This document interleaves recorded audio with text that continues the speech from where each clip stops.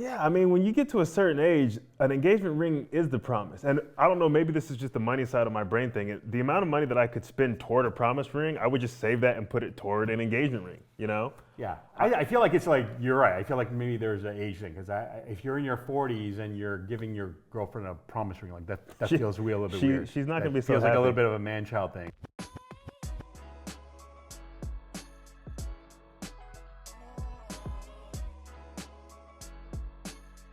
Hey, what's going on, everybody? Welcome to another episode of Pop the Question. I'm Jonathan. I'm G. And we're answering all your behind-the-scenes questions you have about proposals, engagement rings, jewelry, all the like. All right, let's get rolling. Let's do it. I'm getting engaged at pretty much the same time as my sister. Is it okay if I use the same style she wants? I have a sister, but I'm not a girl, obviously. My wife is the oldest of 4 daughters. So if there's one thing I know about girls, it's that you guys are gonna steal each other's stuff anyway. So, I mean, with rings, yeah, like, get the style you want. If it happens to look like your sister's, I don't think they'd be mad, but. Yeah, I think you know what, you'll know what their, like what their vibe is like as sisters. Right. Listen, I've had some clients where they're like, they want to, like, everything's the same, they love it. And then I also have seen it where there's like, they might love each other, but there's like that rivalry thing. And then you just know that, like, it's going to be important to, like, make sure, like, it's not like so-and-so. Totally. Yeah. I mean, it's one thing if you're getting married or getting engaged on the exact same day, or if it's a double thing, but like, know your sister and get what you want, right? Yeah, go for it. How can you tell if a diamond is real or fake without testing? I feel like there's some sauce behind this question. That's a good question. You know what? Okay, so there's a way that I'm not gonna get into the technical thing, but there's a way that we recognize it. I can loop it. There's a way that it shines. It just has a tendency to look like it. Just like plainly looking at it, because some people will be like, hey, is this real or not? And they'll just want me to eyeball it. There's a way that all I can say is that there's a way that it can kind of shine, but all the time, I can't tell you definitively. There isn't any definitive thing. Some people say, hey, do you scratch it with glass or any of that? Like, I'm gonna say no. I like testing it. On the flip side, I'm gonna just say, like, when you're probably talking about these little diamond pen things. It's not 100% accurate either. They just kind of put an electrical current that kind of has a certain conductivity level, and it's like there are times that it's not fully accurate either. Okay, and so I can't answer that one. The question I have is, why do you want to know? Like, do you think you got a fake ring? That could be kind of interesting. Yeah, I mean, listen. I just had a client. I mean, we have clients sometimes that they find things and they're like, "Hey, is this real or not?" And there's some things that I can see. I'll just look at it underneath a microscope. Like, diamonds are the hardest substance on earth, so like there's certain things that we see. If it looks like there's like rounded edges and certain things like that, or it's like worn down, I just knew right off the bat, no, it's not, because diamonds don't do that. But and if it's from a buyer's perspective, maybe buy from somebody you can trust, right? Yeah, 100%. All right. Is it okay to propose without a ring and get her a ring later? Yeah, but you got to know your girl, right? Like, it depends on, that's a relationship to relationship question. It would not have been okay for me to do so, or I should say, it takes a little bit away from the experience in my case. Yeah, I find this is where I find it's there's a big difference I find between our clients in Canada versus our clients in the States. Okay, this is like stereotype, but I do find it holds true pretty well most of the time. So our clients in the stateside,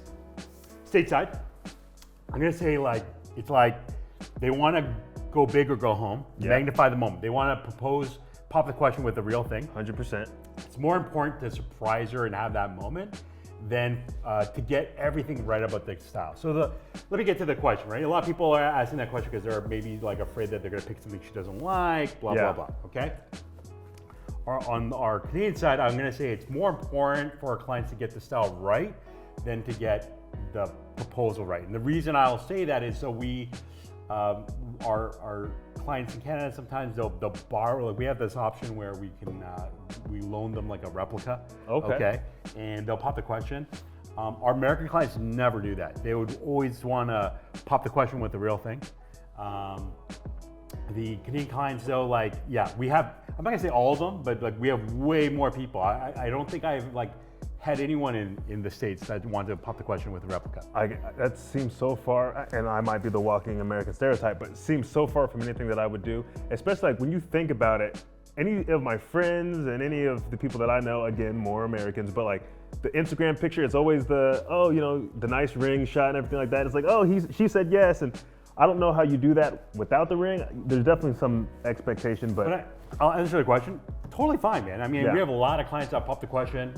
Sometimes they propose with who knows what, with nothing. I've had clients also pop the question with a, I don't know, they just buy like a bauble or like one of those silver ones that you just kind of pick up from a kiosk in a mall or something like that, and then they decide to do it together, right? And so we get a lot of clients that do that, but different strokes for different folks. yeah.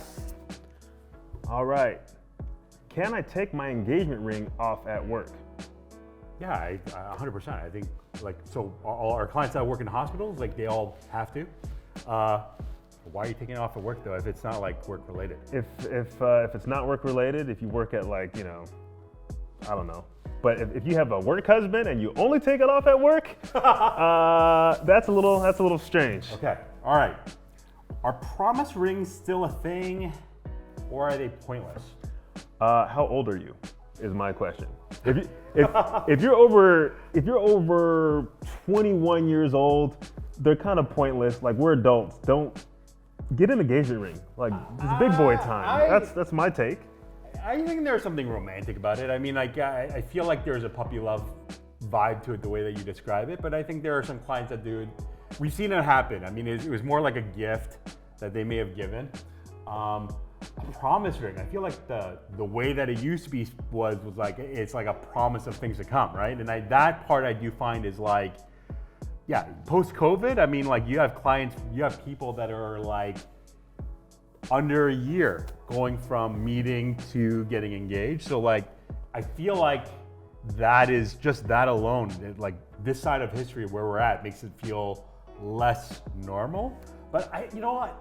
I feel like when I see that, like I've seen that more with like people, like I feel like when they're in like college or something like that. Yeah, I mean, when you get to a certain age, an engagement ring is the promise. And I don't know, maybe this is just the money side of my brain thing. The amount of money that I could spend toward a promise ring, I would just save that and put it toward an engagement ring, you know? Yeah, I feel like it's like, you're right. I feel like maybe there's an age thing, because if you're in your 40s and you're giving your girlfriend a promise ring, like that feels a little bit weird. She's not gonna be so feels like happy. a little bit of a man-child thing, I think at that point, but I feel like, yeah, maybe there's like an expiry date. Like they should be like, hey, if you're over the age of something, you cannot get a promise ring. I knew somebody, they were at the time, they had to be about 27, 28 years old, got their girl a promise ring, went on a trip, they got into a huge, massive fight.